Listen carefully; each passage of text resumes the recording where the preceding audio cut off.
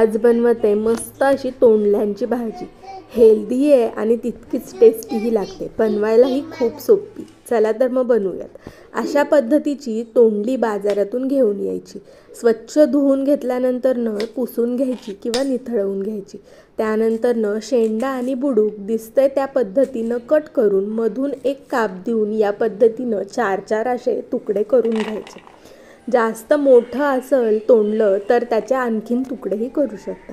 या पद्धतीनं सगळी तोंडली मी स्वच्छ करून कापून घेतली।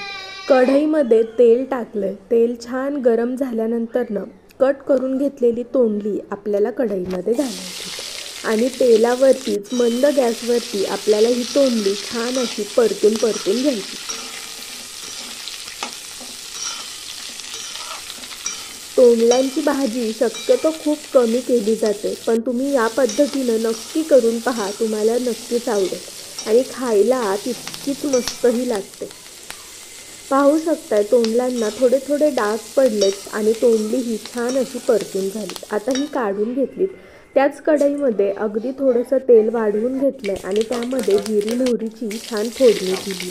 ते छान तडतडलं की एक मध्यम आकाराचा कांदा या पद्धतीनं उभा पातळ चिरून घ्यायचा आणि तोही तेलावरती परतवून घ्यायचा।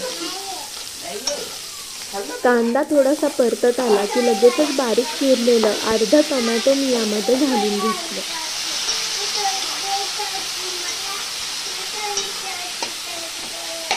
कांदा आणि टोमॅटो थोडंसं मऊ होईपर्यंत परतून घ्यायचं। मग त्यामध्ये थोडीशी हळद घातली।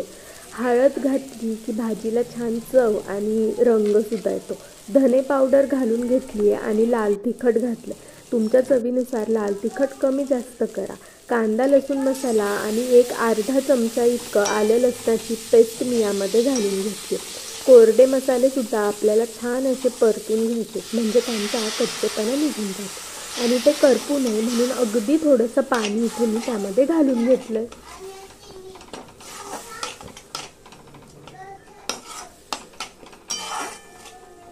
अशा पद्धतीनं मसाले परतून झाले की तयार करून घेतलेली तोंडली आपल्याला यामध्ये घालायची। छान परतून घेतलेली असल्यामुळे तोंडली कुठेतरी अर्धवट शिजलेली असतात आणि आता यामध्ये टाकून पुन्हा त्यांना आपल्याला छान असं परतवून घ्यायचं। ही भाजी तुम्ही पातळही करू शकता। मी इथं सुकी भाजी करते। पातळ भाजी करणार असाल तर त्यासाठी थोडंसं कांदा लसूण त्यानंतर आलं याचं वाटण वापरलं तरीही चालेल। झाकण ठेवून घेतलं, पाण्याचा एक शिपका मारला आणि 10 ते 15 मिनिटांमध्येच आपली तोंडल्याची भाजी मस्त अशी बनवून तयार झाली आहे। मध्ये मध्ये नक्की ढवळून घ्या। चवीपुरतं मीठ घातलंय, 1-2 चमचा भरून।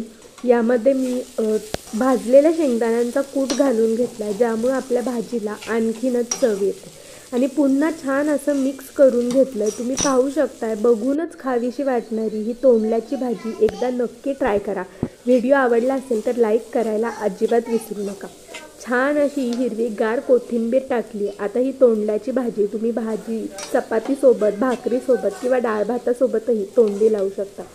या पद्धतीनं तोंडल्याची भाजी तुम्ही करून बघाच आणि तुम्ही कोणत्या पद्धतीनं तोंडल्याची भाजी करता ते सांगायलाही अजिबात विसरू नका।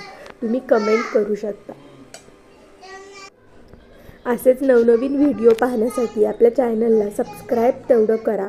सबस्क्राईब केलं म्हणजे तुम्हाला व्हिडिओ पडला समजेल की हा व्हिडिओ आलेला आहे, आपण पाहूयात आता। या पद्धतीनं सगळे व्हिडिओ छान असतात। नक्की सबस्क्राईब करा।